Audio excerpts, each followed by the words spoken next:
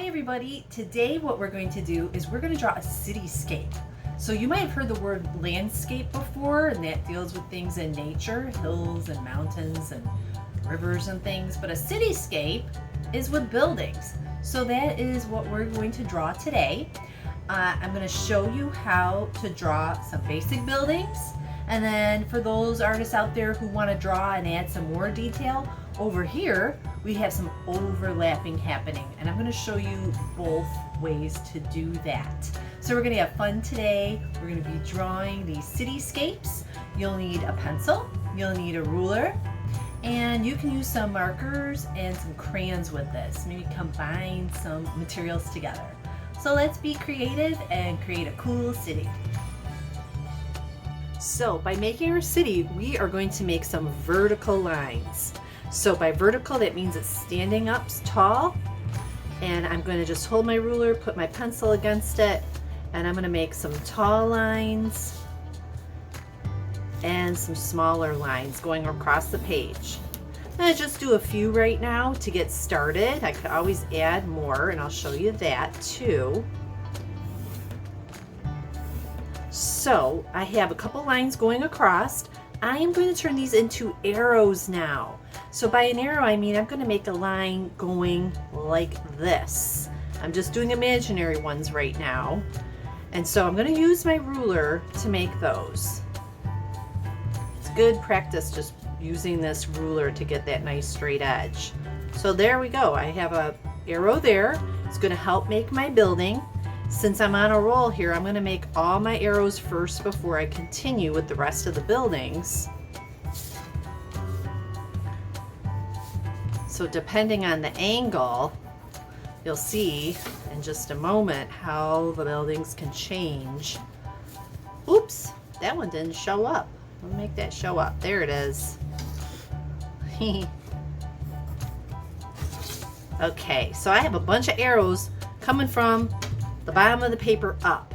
So when we're drawing this, everyone, we don't have the very bottom, like the ground floor with sidewalk and things. It's as though we took a picture and we took the picture up a little bit more so we see these buildings. So now here's the cool part where we'll get to see two sides of the building.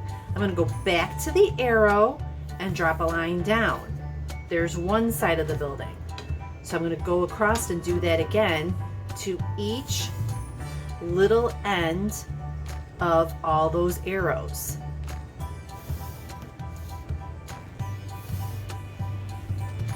Going across, just holding my ruler as straight up and down as I can. Hey, there we go. I got 4 buildings right now. Now for those kids out there that want to add a little more, make it a little more complicated looking, this is when you could add some more buildings that overlap. So that means I got this line right here between those 2 buildings. I'm going to add my arrow again.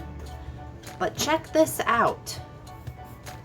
As I add those lines, as I drop them down, there's a building in the way, right? So that means this building is behind it. And I'll go over here, drop a line, and stop it. So this is behind, these buildings are in front. Isn't that cool? I'll do one more. Now if you don't want to do that because it gets a little too confusing, that's okay. You can just have your buildings going across. I'll do one more. I'll sneak one between these 2. It's going to be a little bit skinny, but we'll try it out. So again, I made my tall vertical line. I'm going to make some diagonal lines with my ruler to make the sides of my building. And check that out. This one, you barely see the right-hand side of it. This one's in front. This one's behind. I'll drop one more line, and there's that other building. So we have this cityscape going across here. Now we can add some windows. Now, if you'd like, you can just add a couple windows and be done with it. But I want to show you a couple other cool things you can do with that angle. So if I was making a window over here, I have that angle from that arrow line right up here. I'm going to make another angled line And I'm gonna drop my ruler down and make another line and close it up to make that window. See there? Now, it's not perfectly squared, right? These lines here and these lines going up and down vertically, they're called parallel lines. That means those lines won't ever crisscross over. They're on their own pathway going across the paper here.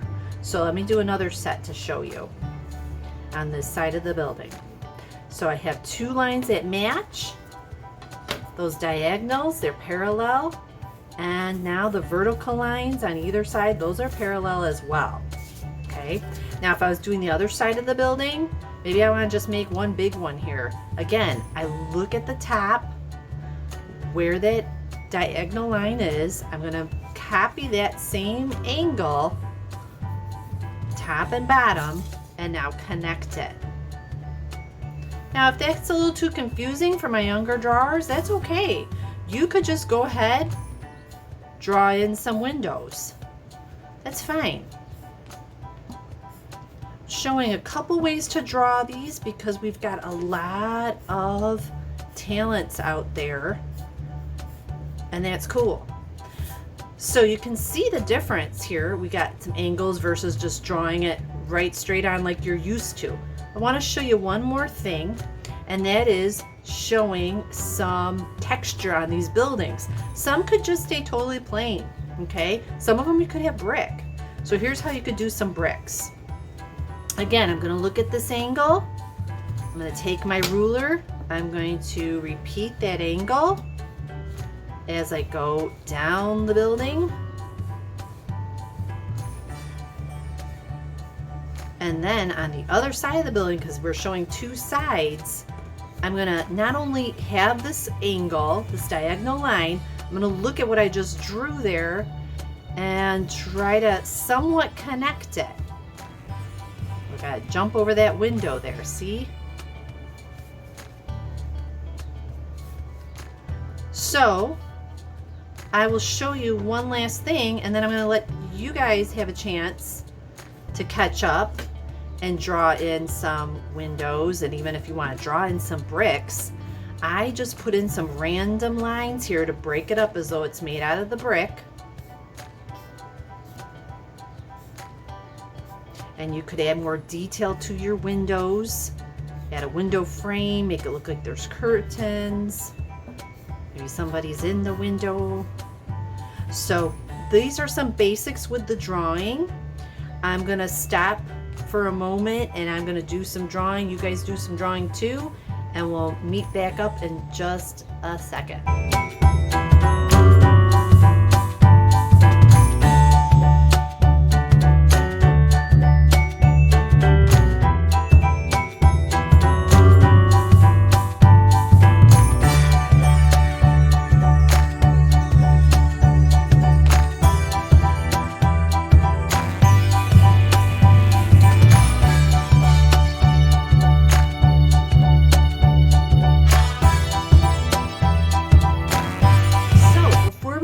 Coloring, I wanted to talk with you about doing some outlining with the finer tip marker versus the broader marker. So good old Sharpie here is our permanent marker. You can go over your drawing and you'll get some finer lines. You can use a ruler if you want, or just give it more of that handmade look here, drawing over top and tracing your pencil lines. Or look at the difference if you're just using your Crayolas that has a broader tip on it. Still looks nice and dark. You can see a little bit of a difference perhaps with that marker. Since this is washable, it's not quite as potent. It's not quite as super duper dark, but it still can work out just fine. So we have markers you can use. I put in this rainbow here so we can do a rainbow of color with the red and orange, yellow, green, blue, and violet. I'm gonna use marker for that to make it stand out. And the bigger areas, even on some of these buildings that are a bit bigger, I'm going to use crayons instead. That way my markers don't start getting that dried out look. So I'm going to combine two ideas today on purpose so that I can make things pop out, and also I could color in hard with the crayons, and they're going to wear down a bit, but they might not dry out like the markers will. So here we go with coloring.